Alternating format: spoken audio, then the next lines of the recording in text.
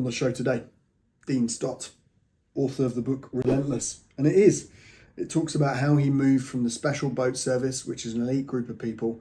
It's like the top tier, tier one in the UK armed forces. It's going into things like hostage situations, evacuating people from war zones at the exact time they need to get out alive. This is serious stuff. He also went on to become a world record breaker. He broke 2 world records. So he talked about his cycling mission, where he cycled from the very tip and bottom of Argentina all the way up to the top of Alaska. He did it in 99 days, 14,000 miles. Just think about that. And he used his military background to help navigate all of the different communities and countries and tribes to be able to get through different situations and act on the fly, to react on the fly, to make decisions on the fly. So this is all about business, entrepreneurship, and how you can apply this to your daily life, because that's what Dean's done. He's applied his military background and that high level of training where they do drill after drill after drill, and it's all mental. Once you've got the physical box ticked, it's all mental. So Dean goes into how he'll be seeing guys that he would think they're completely ripped, right? They're strong, he thinks they're going to pass, and then suddenly they're coming off the mountain or they're coming off the task because it's mental. And so when you've got people playing with you like sergeants and they're calling you out, telling you to quit, you've got different situational challenges, like you think you're at the end of a routine or of a task, and then they tell you you've got to go back out. Like, they're playing with your mind. And that happens in business, happens in deals, like you get deal fatigue, happens in daily life with everything, right? So what about stamina? What about resilience, grit? How do we know what we're worth, our self-identity? What have we bonded to? And Dean goes through it, right? When he got injured in a parachute accident, he had to stop his career in the military. Then he had to rethink, and he's got to put food on the table for his family. How do you do that? How do you navigate having a wife at home with a young baby, bills to pay, and you just had a very bad accident that stopped your career? What about your identity? It's attached to this world that you've only ever known, and now you've got to go do something in the civilian world. Like, how does that happen? Really powerful episode, but more than this, it gives you insight into a world I don't think we see unless we watch movies like Black Hawk Down or 13 Hours. Like, there are movies out there that portray a certain perspective, but Dean's perspective is from someone that's been on the ground. He's built those relationships with local communities. He's seen the power of what the military do and how they help to make effective plans to get people out of really bad situations, dangerous places that are volatile. He's seen how it works. And so he does that. He built up his own private security company with his wife, Alana, who I've also had the privilege of having on the show. Very entrepreneurial woman. And we go into it. How did he put all the pieces together? When tragedy strikes, when things change, how do you make the move? And then how do you go and break world records? Because he's done the world record and he's cycled the longest road in the world in the fastest time in the world. And again, he's used that military background, that mental toughness to be able to navigate different situations, both people, mechanical situations, changing on the fly. Sometimes it's things that you can't control, like the weather, right? But you've still got to dominate because you've got this deadline that's coming up. So thrilling conversation. Really, I believe this is one of the best conversations, most insightful and interesting conversations I've had on the show so far. And I recommend you buy this book because it is a page turner. 2 days, you'll have nailed this, and you'll have learned a lot more about the people that are out there protecting us and doing good for the world. Awesome. Well, Dean, hi, buddy. Welcome to the show. Thank you for joining us. No, thank you for having me. Appreciate it. You are a fantastic author of the book Relentless. I've dug into this, and this is some insightful stuff. Like, it's just given me a whole new perspective of the British Army Special Forces. So you were the first sort of person to move from the British Army to the Special Forces. Not to the Special Forces, to the SBS, so the Special Boat Service. Special Boat Service, so in UK you have the UK Special Forces, and within that is 2 units, the SAS and the SBS. And the SAS is normally the Army link, and the SBS is the Navy link. As I say, Navy link, when I think in the years it's been established since 1944, there's only been 1 Navy guy ever passed. The rest have all been Royal Marines. Right. And so, it was always the Royal Marines that went to SBS, but the SAS was actually open that people from the Marines, the Air Force, the Army could go.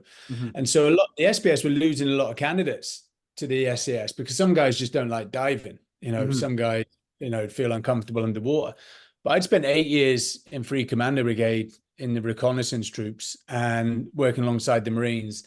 and also is now the senior diving instructor for the Army. So for me, it was a sort of natural transition. Right. But yeah, they'd only just agreed that they'd open their doors to try service. So yeah, me and a couple of guys were the first ones to apply, much to the disgust of our friends in the SAS. But unlike here in America, where you have Delta Force and SEAL Team 6, which is their tier 1 special forces, they have separate selection processes. SAS and SBS is joint. So it's not that one is easier than the other. It's exactly the same course. So you can't hide.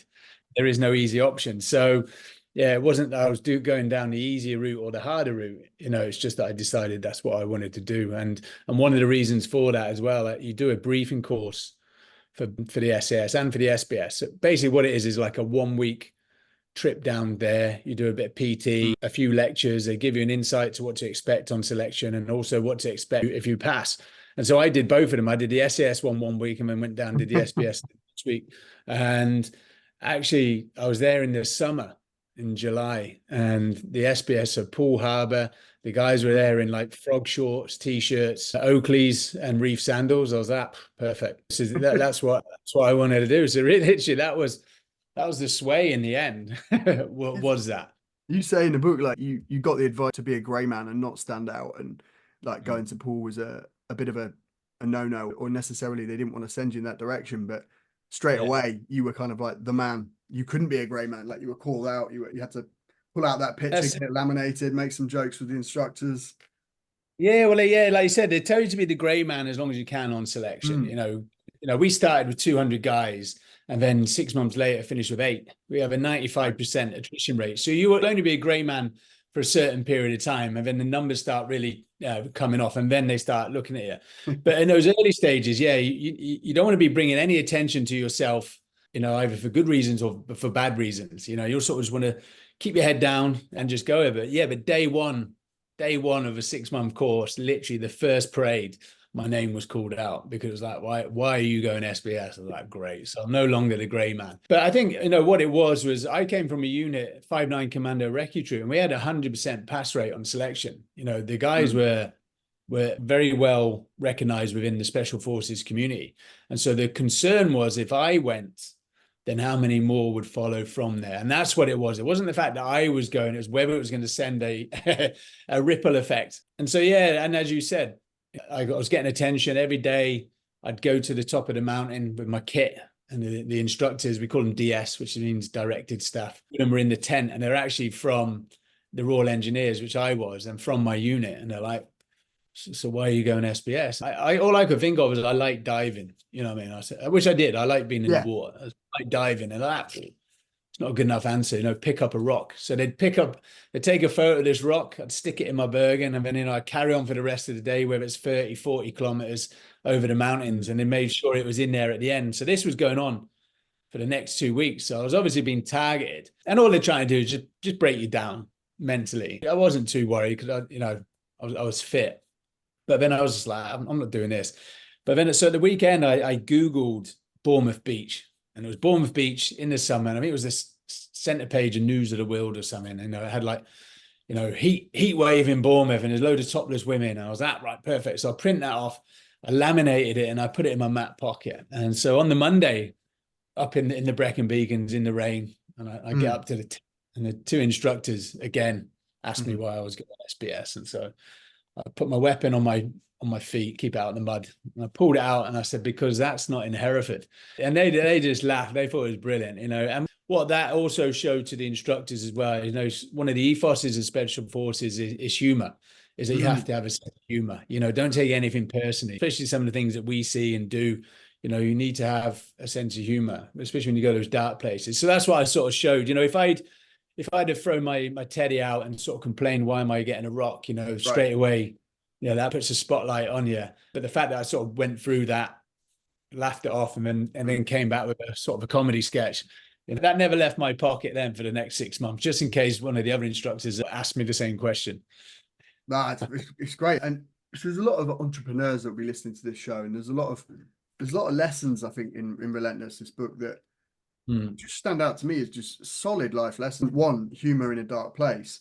2, you talk a lot about the unrelenting pursuit of excellence. I think that's probably your motto. But what I started to see, these themes of just, you kept wanting to push yourself. Like, it was just like, Yeah. I finally got to this place and I felt like we were finally getting there where I could really give myself a challenge. It's like, you loved the Yeah. bee stings. You loved getting in the icy lake and if you gave someone a punishment, you'd get down and do the punishment with them. There's so Yeah. much grit there that's just great for business. Yeah. I think that's what it was. You know, when I joined the military, I never had any aspirations of being in special forces. I was about, you know, I was weighing, what was I weighing then? I was about 67 kilos and 5'7" when I joined. Nothing like now. I'm like, no, I'm 90 kilos and 5'11". But when I joined, I again didn't really think too far ahead. You know, I did it. I said I joined the military to get my dad off my back, and you know, and also to prove a point. He told me the last 2 minutes, and he was a military man himself. He was like the Ted Lasso of the army. Yeah. He was the army football player, manager, and coach. And so he never went sort of down that special forces route. He was very much what we call a tracksuit soldier. So, but when I joined the army, you know, I did the first 10 weeks basic training, got through that, no problems. Then the next was 14 weeks combat engineering, where you build bridges and, you know, start building yourself up, you know, and then went to Germany, ended up playing football there, became a gym instructor, and then decided I was going to go on the commando course. And like literally within 3 years, I'd done every arduous course you could do in Right. the Royal Engineers. I was a PTI, a diver, I was airborne, and a commando. And so every time I did a course, I was getting physically stronger, but I was also getting mentally stronger. You know, I was like, well, actually, I'm doing all right. I'm not only just doing right, I'm either top student or right at the front. And so that's all it was. I never really then looked far beyond the course. And before I knew it, I'd really channeled my career that the only real option for me now was the UK Special Forces. And I'd seen guys go ahead of me, and some guys come back, some guys fail. And it's not one of those courses you think, you know, you judge people, you think he's easily passed. I mean, next year he's coming back 2 weeks later, and the guy that you don't expect gets through. You know, that you don't really know what they're looking for. But I also had the opportunity to be an instructor on the commando course myself. And I was also, when I got selected to sergeant, I was a senior diving instructor at the dive school. So I'd also seen or been on the other side, you know, what the instructors are looking for as well in students. And for me, I always remember grabbing so many, you know, it was great for me, the military. I was like a sponge. I was seeing good leaders, I was seeing bad leaders, I was seeing good ways of doing things, bad ways of doing things. And for me, I would just take the good bits, you know, and as I just touched on, I'd never ask of my students that I couldn't do myself. You know, I'd never tell them to do something. You know, if we were doing a 30 miler on the commando course, we actually lead it as instructors. We lead the 30 miler, we map read, and they just run behind us. You know, you do everything because you don't, you know, you're not going to get any of their respect, especially when you go back to the units. So I learned a hell of a lot in a short period of time, but just really just cherry picked the good things and the bad things. Yeah, I I think that's know a when I great was strategy. yeah, I know when I was a student, some, you know, the good instructors and the bad instructors, and what I felt about towards them. You know what I mean? So I didn't want that of me. And also coming from the army and working alongside the Royal Marines, you're almost an ambassador for the army as well. So we were always winning just to prove a point against the Marines. Right. And then that again, then when I went to SBS, I was the army guy, and so I always got myself in a position where I was always having to prove a point. I didn't have to, but I was almost an ambassador or flying the flag for certain cat badge or the British Army in itself. And so, and that was a motivator as well. The whole thing was almost to prove a point, because didn't your dad say you're only going to last 2 minutes or whatever, like, and then the whole thing started with, well, I've got to be the best. I'm gonna go in and show you. Yeah, like I said, when he said that, I didn't think, right, I'm going to go special forces. I thought, well, okay, I'll join and we'll see where it goes. But yeah, then throughout my life, really, you know, that I've sort of come across those sort of similar comments. Well, you can't do that, you know, it's impossible or that. And there's no point in arguing with someone. You know what I mean? You know, you could say to me, oh, Dean, you can't do that. And I can argue, you know, I could argue back my case, but, you know, I'm not going to change your point of view. The best course of action is actually action itself. And so what you do is just go away, do it, come back, and you don't need to rub their noses in it. You just come back and they're like, okay, yeah, Can't he went argue and with did that. it. Yeah. Yeah. And I find it as a motivator for me. That's a fire in my belly as a motivator. And that sort of has pushed me along on a few of the hardest challenges in my life as well. Yeah. It's actions, not talk, basically. And I think Yeah. there's a point in this that the book does a good job of calling it out, where the instructors, they're trying to goad you, they're trying to break you as you're doing these Yeah. challenges. Like it's the guys that you would bet on winning, they're physically big or whatever, they can't, and then Yeah. suddenly they've got this physical part done, but the mental side of it, of actually being able to read a map under pressure while someone's telling you, you know what, it's cold, you're not going to hack it, you might as well stop, Yeah. save us all the trouble. And you've got to know that Mm. you don't go up the mountain, you go round the mountain, or whichever way. Like it's the mental to be. Well, how was that? Yeah. Like, how did you play that game? So just as the listeners are aware, so the special forces is tiered. You have tier 2 special forces and tier 1. So tier 2 is like your parachute regiment, your Royal Marines, your commandos. And in America, it's like the Navy SEALs, the Green Berets, Rangers. They're all like tier 2. And those sort of courses are like what you see on telly, you know, when instructors screaming and shouting at you, and you know, you're all doing press ups together. Everything's done as a team. Because what they're trying to do in those units is really form teamwork. You know, you can't do it as individuals, you have to do it as a team. And so you're tested on that course. But when you go tier 1 special forces, you know, you have to be self-motivated. You haven't got an instructor shouting at you, telling you to do, you know, to keep up and things like that, because, you know, he won't be there on the battlefield when you're doing an escape and evasion across the country on your own. You know what I mean? So it's a different mindset from that of tier 2 special forces. You need to be self-motivated. You need to be able to retain information. You know, some of the fittest guys I know were in tier 2, but couldn't make it in tier 1, you know, because the best sort of analogy is you could be the fastest person across those mountains with the radio, but if you don't know how to turn it on or how to operate it, then you're useless. And so, you know, and that's the thing with selection. It's a balance. It's a balance of, yes, being physically fit, being self-motivated, but also being able to perform the task. So that's the real differences between the tiers and also their selection training process. Yeah, the top tier, it's Yeah, self-motivation, it's all on you. And it's all on you. I like that when you talk about how when you train people, you didn't need to shout at people. You're there. It's almost that look of disappointment is enough, because they're already, you want it to come from within for them to be able to challenge Yeah. themselves. So you weren't. Yeah, I think you see some of these guys and they come out as instructors and they scream and shout at the students. You're like that guy's like, I either got anger issues, or is, you know, or, you know, that's the way he was taught when he was a recruit. So he feels he needs to replicate that, or he thinks that's what instructors do. And it's not the case. So there's 2 instructors in our commander course, Stu and Woody, these 2 guys, and they just come out and scream and shout at the students every morning. They're all doing press ups. And it is almost like on the button. You know, every morning they would do it. And then I would come out afterwards and say, why were you guys doing press ups? We don't know. I was like, okay, well, that doesn't help. And so I would come out and I would have a joke with them, you know, because especially on these courses as well, you don't want them like literally absolutely scared, you know what I mean? Because they want to be learning as well. They want to be learning. They want to trying to, you know, although these selections are hard, you can actually enjoy them. That's why I talk about humor.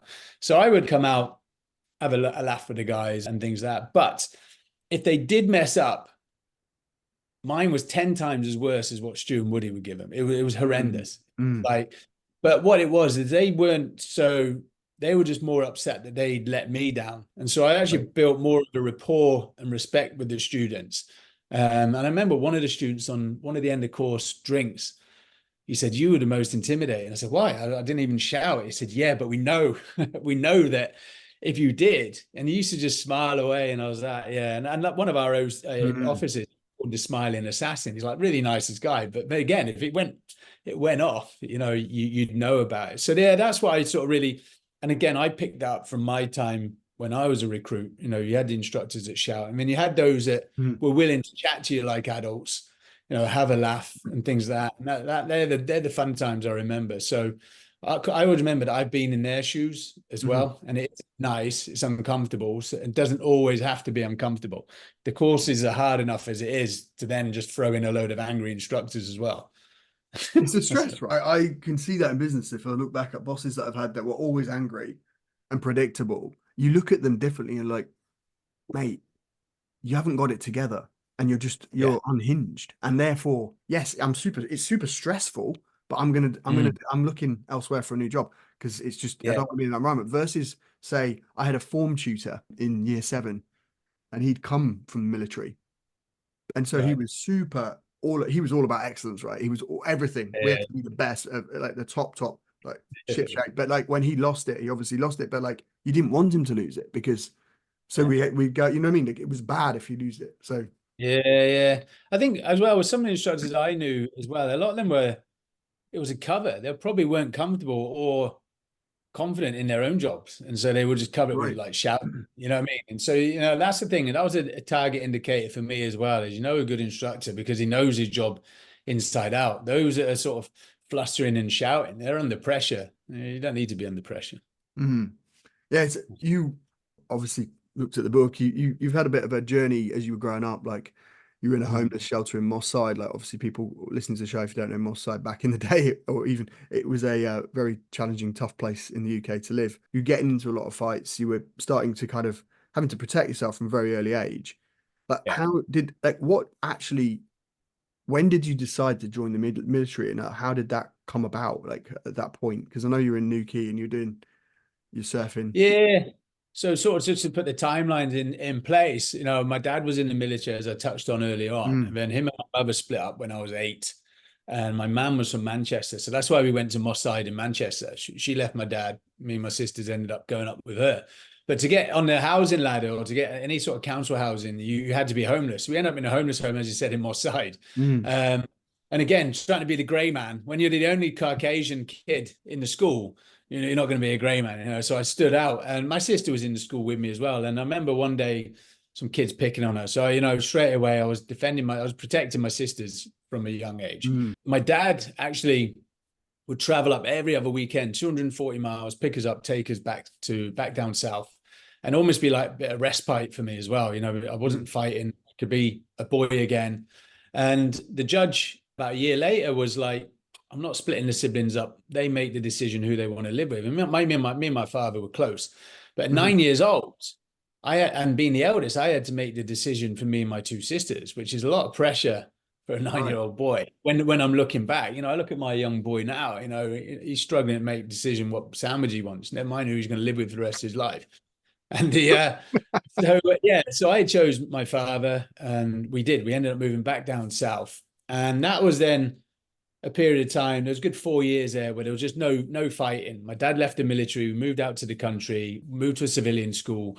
Yeah, and I could almost be a child again until I finished Mm, school. But my dad used to take us on holiday every week, every summer to Newquay surfing. So I've mm, always loved surfing as a young boy, which again was a pull towards me going to the SBS. And I went to college after school, and I was like, my dad was very strict that in school I had to do all my homework before I could go out and play or do any sports. But when it came to college, I was like, I had no intentions of going to university or things. I didn't really look beyond that. And we went to Newquay for a 2 week holiday, me and the lads. And yeah, they came back, and I stayed down there long before the mobile phone in '94. And my father came looking for me and found me working in a surf shop. And he's like, right. And that was when the conversation happened about what you're going to now do with your life, you mm. know. I said, well, I'll join the military. And he, you know, told me I'd last 2 minutes. And, you know, Monday morning, I just walked into the careers office. And then once my dad saw I was being serious, he opened up. He Mhm, opened up a bit. mhm. Yeah. So it was good. It was good. But I always wanted to be a fireman. Always wanted to be a fireman. That's always been my ambition. But back in '93, '94, during the recession, I think it was 2,000 applications for one job in Surrey Fire Brigade. And so Oof. for me, I thought if I'm going to have any sort of chance, maybe some military experience would help me. And so that's where Right. my thought process was Ah. going into military, is that I would get a trade, get what I can from the military, and then transition to the fire brigade. But then I didn't realize I would fall in love with the military and never look back. Yeah, no, that's good. I mean, so for those that don't know, like special forces, what are you doing and what kind of assignments and operations are you running when you're doing that? What are you called to go out and do? So the special forces units, they're here in America, they're called special mission units. So when I was in the SBS were in Afghanistan and the SES were in Iraq, and you would have seen all the other units fighting the Taliban in the FOBs on the ground. You know, we go out at night. We only operate at night majority of the time, unless there's a critical mission. But we would specifically go out and hit the high value targets. Those key players within the Taliban, break the infrastructure. One of the key differentiators between tier 1 and tier 2 special forces is we also do hostage rescues. You know, they don't Mm, do that. It's only tier 1 units around the world that do that. And that itself, counterterrorism training is a whole beast in itself. So we have the green ops, which is your Afghan, your Iraqs, any other wars or situations around the world. And then you have your black ops, which is your counterterrorism, whether that's hotels, whether it's oil rigs, cruise liners, all that. So you need to then train up for all that. And then and there's other stuff that I can't really go Right, into yeah. that they do, but that's the main differentiator is that hostage rescue stuff, the counterterrorism. And if we're thinking about British military versus, say, US, like the system's slightly different in that you have to get trained on a lot of different terrain, like desert, Arctic, like whatever, so that you can go and do those, or you can go and fulfill those duties. Whereas obviously US Navy SEALs, those guys, like there's different parts of that would address different parts of those land terrains or countries, right? True, yeah. We're like the jack of all trades, Right. We're like master in everything, we just got experience and all. But yeah, you're right. I know, like the SEALs, certain units are just like, they were specifically just for the Arctic, or no one's just for the desert. Whereas we would do all, we do all, and sometimes you'd all do all in a year. You go to all environments. But yeah, 1 minute you're in the Arctic, skiing above the Arctic Circle. Next thing you're in the desert. It's plus 40 degrees, and you doesn't know what you're doing to it. Yeah, so yeah, we sort of have to master all environments, all terrains, and that comes in with various courses. I'm very fortunate to be like a yacht master, dive master, ski instructor. You got the military courses, but then you got a lot of good civilian courses as well. I mean, there's all your military courses as well that you need to keep current with. All your parachute needs to be keep current. That diving, it's just, we used to have a 2-year rotation, and each squadron, and that would involve 6 months pre-Afghan training when Afghan was on, pre-deployment training, so it's doing all your courses and getting requalled. Then you've got 6 months on tour. You come back for that, and then you're on the pager for 6 months for any situation that occurs around the world. And then you then build up for 6 months on the black roll for counterterrorism here and abroad as well.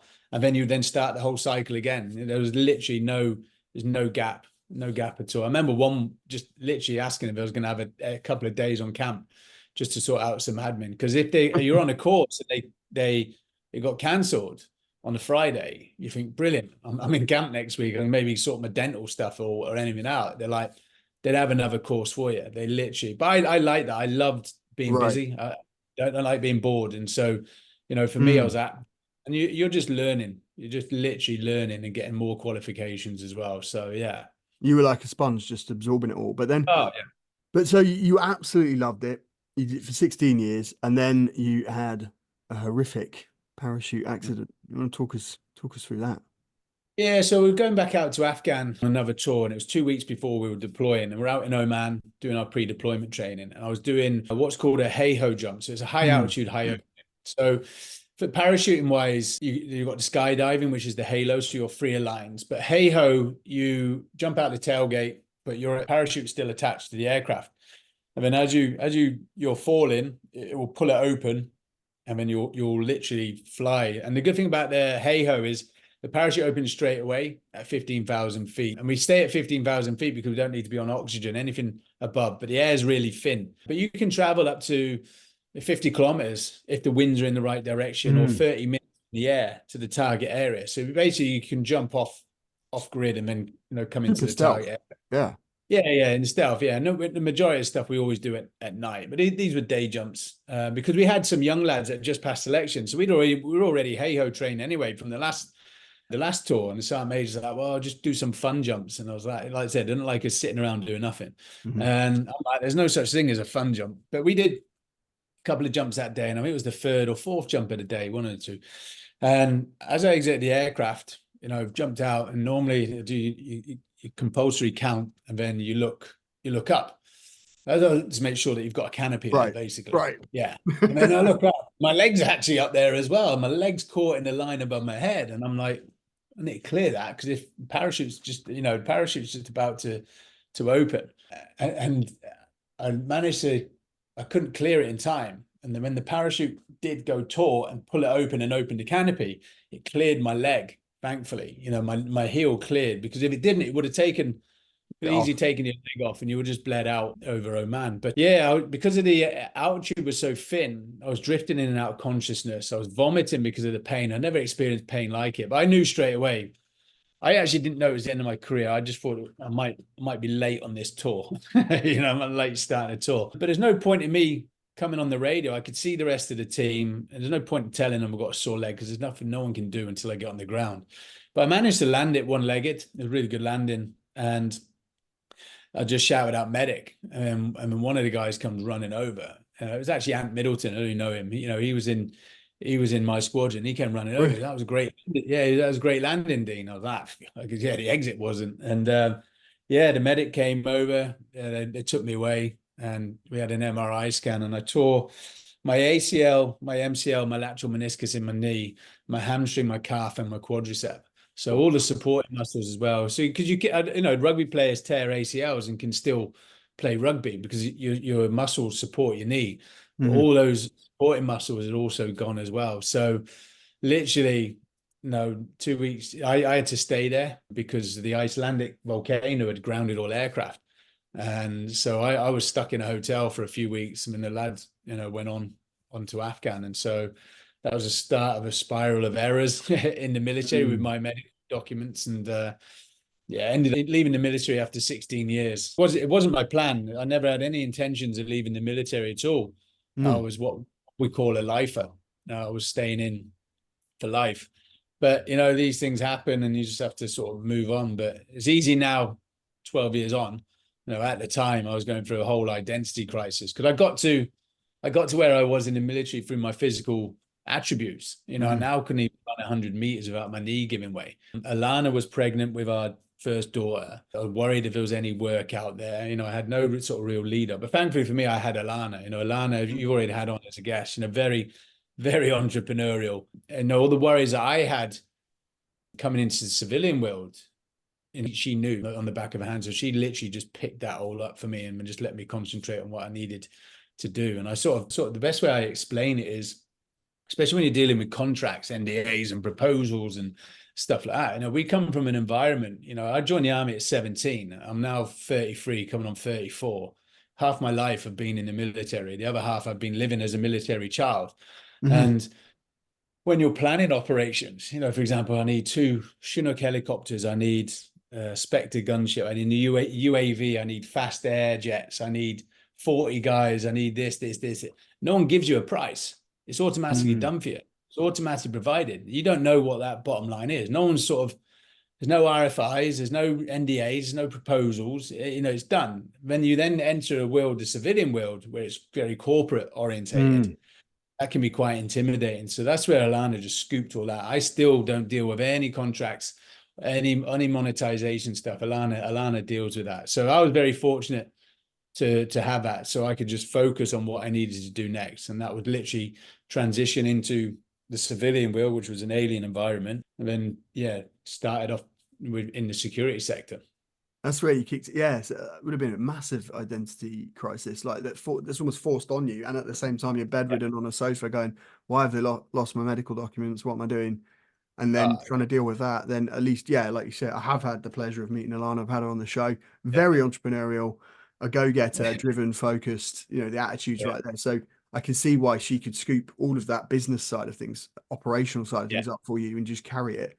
But so then we transition. Then you become private security, very different in the sense that you're going out there. Obviously there's Canadian embassies, there's people that need evacuating. You're going into hostile, dangerous environments. Same stuff, but with a different objective.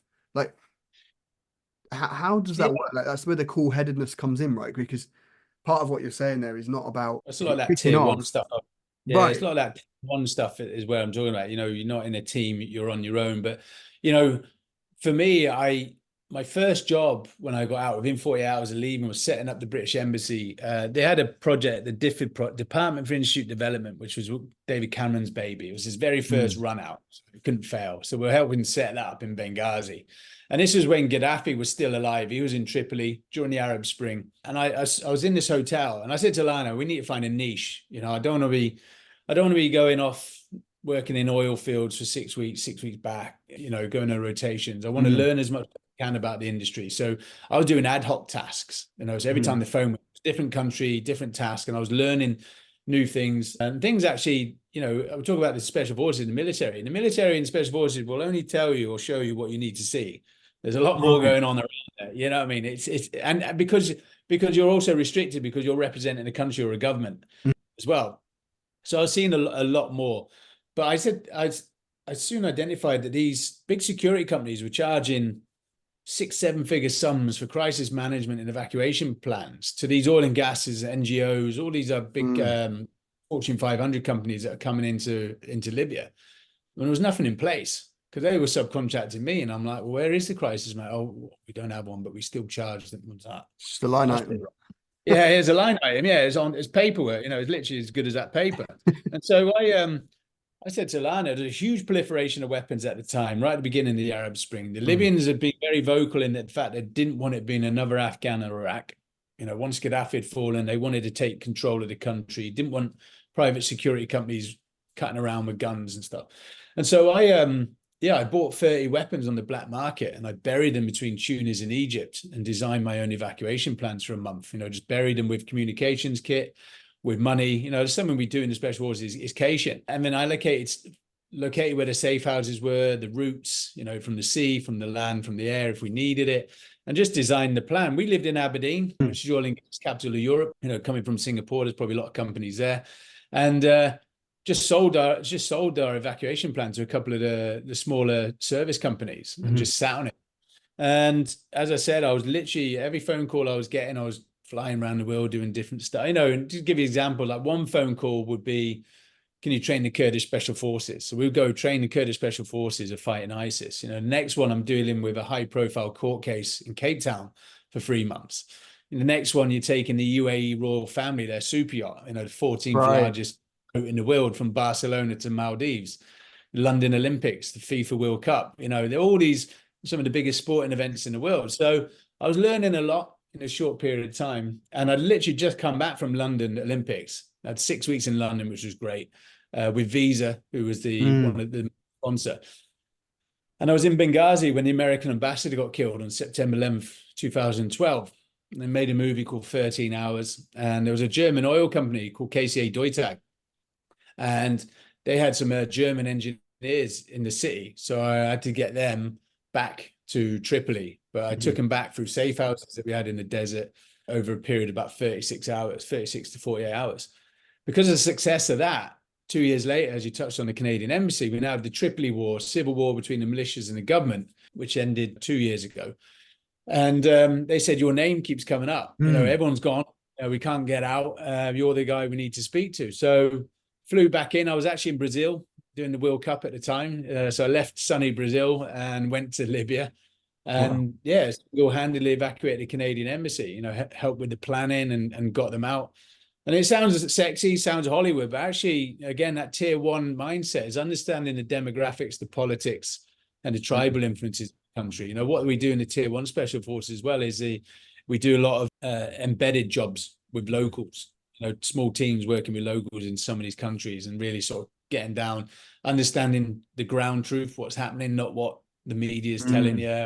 Understanding the nuances when it comes to some of these tribal, which is hundreds of years old, some of these tribal influences, and the Western world's trying to change it. So that was the success of that. And then literally became the guy to go to when it came to evacuations. And then more recently, 2021, the Afghanistan pullout.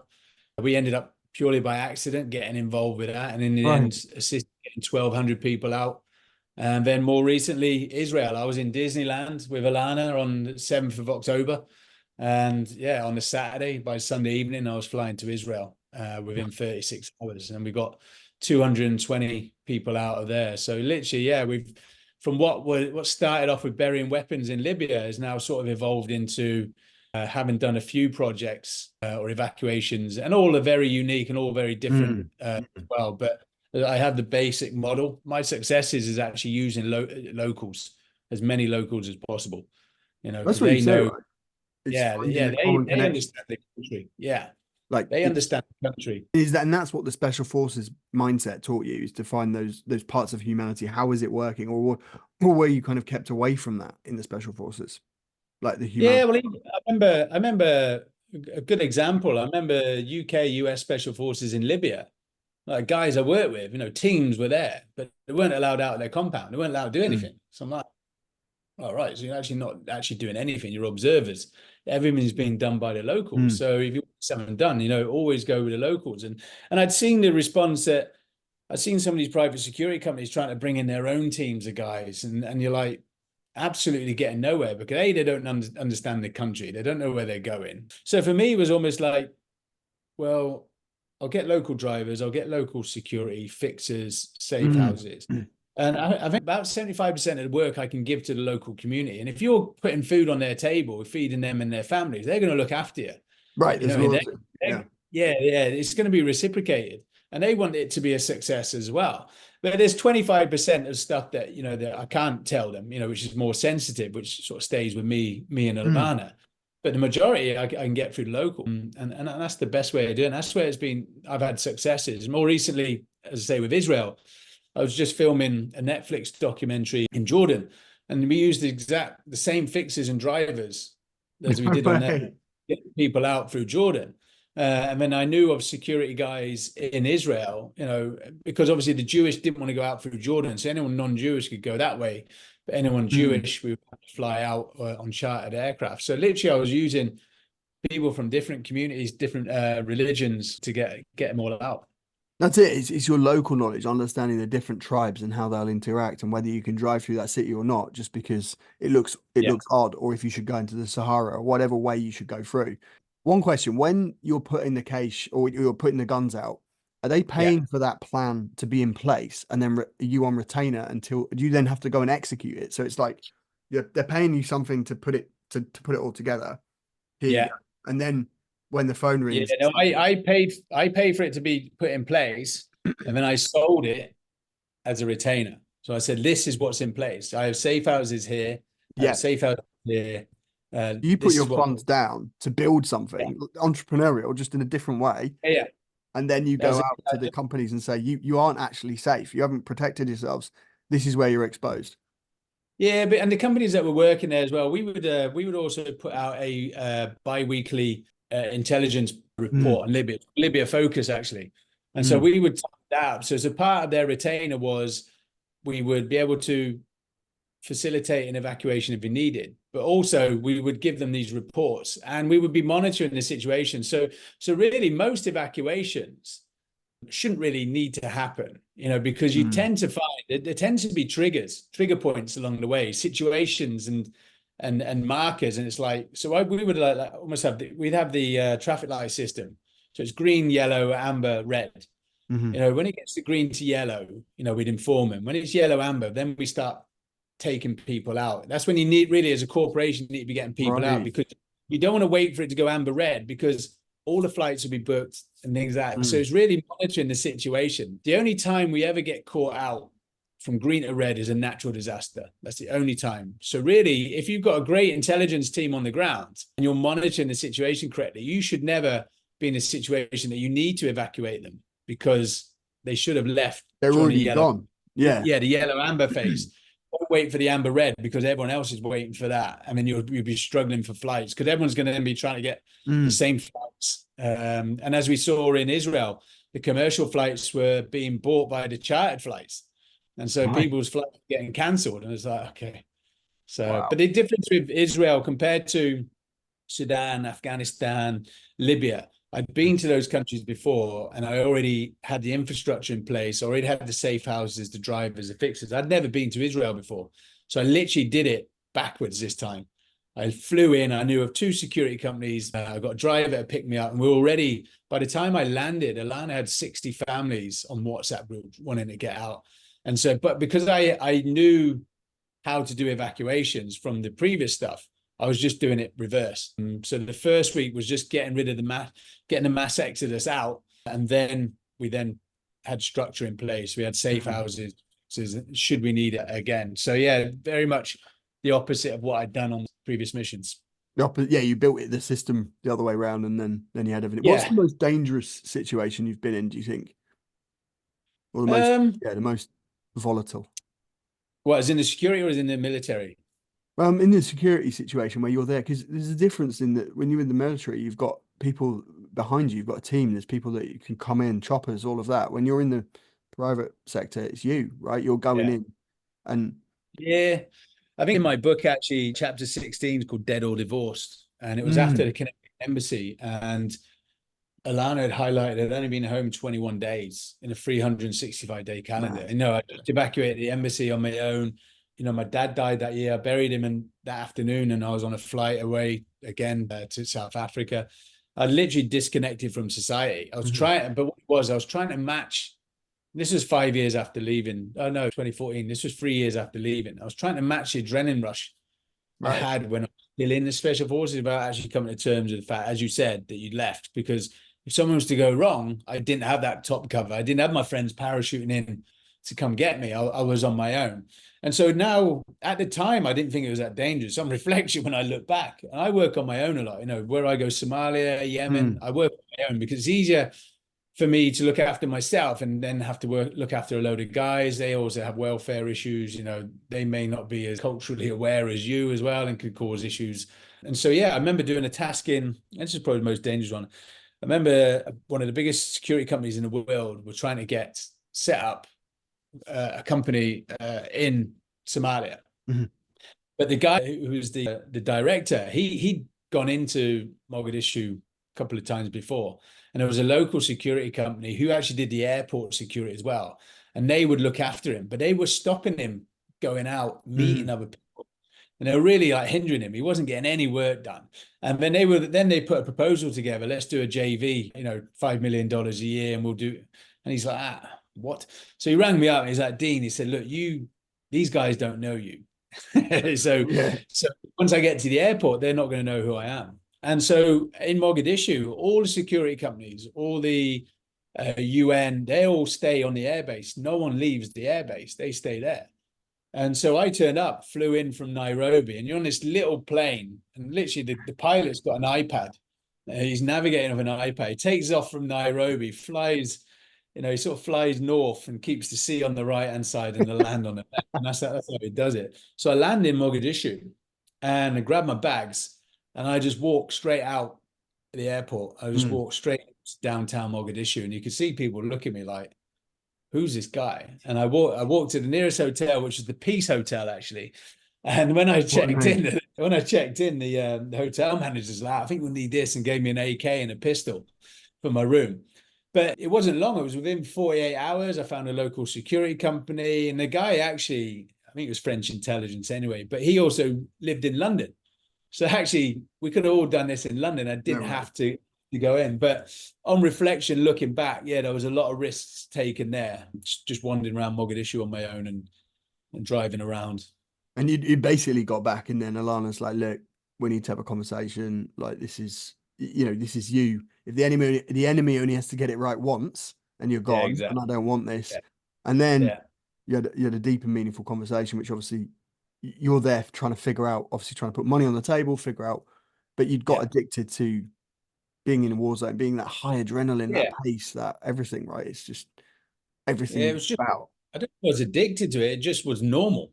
Right. That's Oh what yeah, it was. it It wasn't an normalized. addiction. It was just Yeah. normality. And it was just like, I didn't see an issue in me walking downtown Mogadishu on my own. I didn't see an issue in me evacuating an embassy, 18 military and 4 diplomats on my own. I just saw it as a job.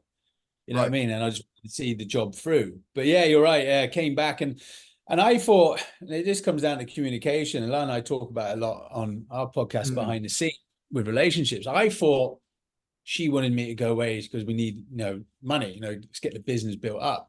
When in fact, Alana was very successful anyway in doing property developing. And she thought I wanted to go away, as you said, for the adrenaline rush. Mm. And actually, when we sat down after 2 bottles of red wine and sort of realized actually I didn't really want to be going. I thought you wanted me to go. And it was actually, all right, we'll Mm. never let that happen again. We'll always talk Communication. about things that, yeah. And so, yeah, I took a sabbatical from the security industry for a couple of years and started working with Alana in the property development business. But you can imagine, with my backstory, I wasn't really interested.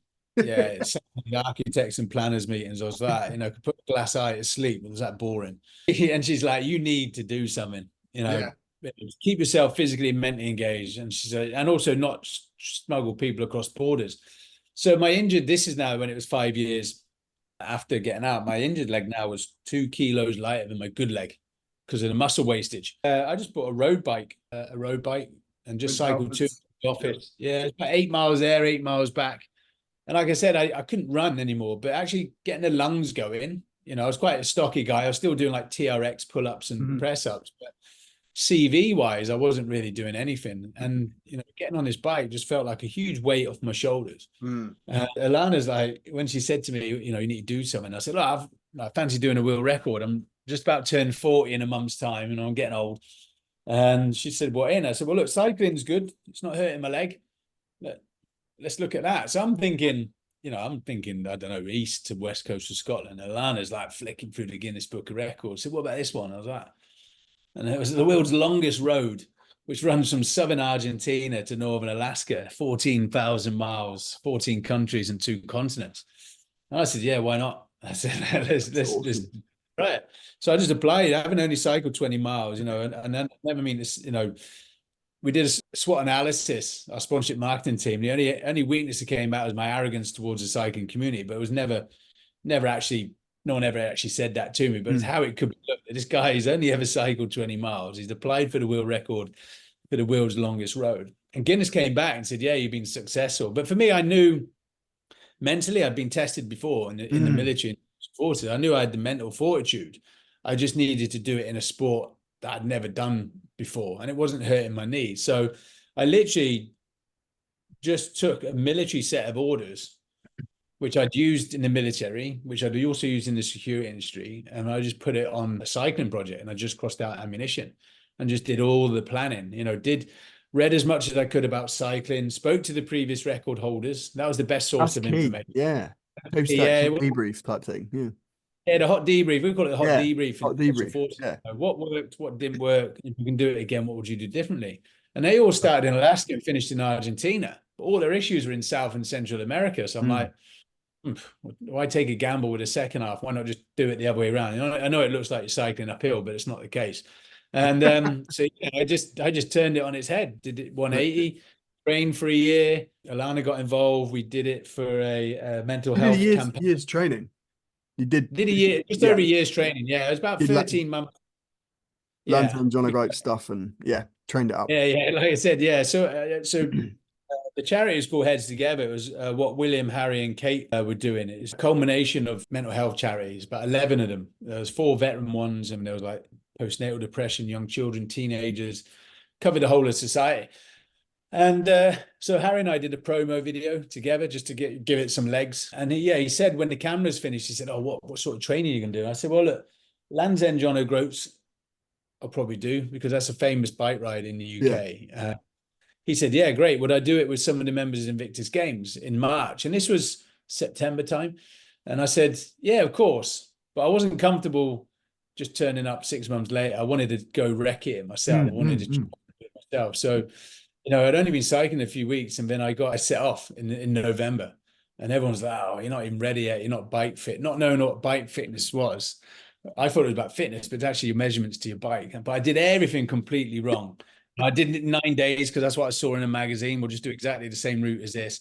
Oh yeah, it was hard. It was Storm Angus. It was the coldest it'd been in Scotland in 10 years. It was -16. I did everything wrong from a cycling perspective. But from a mental perspective, I had to do it for myself because the Pan American Highway, was 15 Land's End John O'Groats back to back at 16 days. You know what I mean? So if I couldn't do one, how was I going to do 15? And so I 6 months later, I got a training coach up in Aberdeen, guy Ken, and he specializes in triathlons. And I was now bike fit. I knew about cadence. And then I did it again 6 months later with the Invictus Games guys from Scotland down. And for me, I never mean to sound arrogant. I know it's on a lot of cyclists' bucket list, but it was a training ride. It was a 9-day training ride for me. And that's how I approached it. That's how you took it. Yeah. And that's it, man. Because you basically went on to break 2 world records. You flipped the script. You got, I love that you used the military approach, what you'd learned in military to then apply it to world record. And then Harry turns up and turns the pressure up again by announcing that he's got his wedding, and then you were halfway there, and you had to. Well, you smashed it, right? You got it in 99 days. Yeah, right. I took 10 days off the South America world record, and I got into North America on day 14. Oh, sorry, on day 70, and I was 14 days ahead. So I'm that perfect. The world record was 117 days, and so I was on target for about 103 days, and so I thought excellent. But Alana rang me about 5 times within an hour. She was a campaign, so she kept all those distractions away from me. So I thought there was obviously a problem at home. She wouldn't be calling me so many times. And my initial thought was something wrong with the kids. And I get off the bike, ring her, and she said, "Oh, we've been invited to Harry and Meghan's wedding." I said, "That's nice." She goes, "No, you're now a day behind. The last flight I can make it back is day 102." So going into the phone call is 14 days ahead. 10 minutes later, I'm now a day behind. So had to change the way that I cycled, but that's a good thing about this. It's all great having a plan, but actual success of this, very similar to special forces. We get dropped into some countries where there is no plan. You just need to make it happen. And that's what I did here. I was just reacting to the situation changes as they kept coming to me. Yeah, it's being able to do that on the fly. And then obviously there was another world record. Well, there was another guy that said he would do it in under 100 days. Then it put the tempo up again for you. Dean, it's been an absolute pleasure, my man. It's been so good to have you on the show. Honestly, like I could talk to you for days, like the stuff in the book, but there's just the stuff doing the research for this podcast and just about you've had a very, very interesting life. And I know it's not finished yet. So I'm really excited to see where this goes. But thank you for sharing the stories and for putting your heart into it, for the unrelenting pursuit of excellence, because it came through, it shone through, and you'll have brought the standard up for the listeners as well, because I think there is a lot there in that military mindset that we can apply to many lenses. And even the stuff right there about you and Alana and communication and relationship and how important that is, and having that time to debrief with each other to go, what do you want? What do you want? How are we going to put food on the table, money, all this stuff. So really appreciate this, Dean. Thank you so much for your time. No, thank you for having me, Tim. Appreciate it. No worries.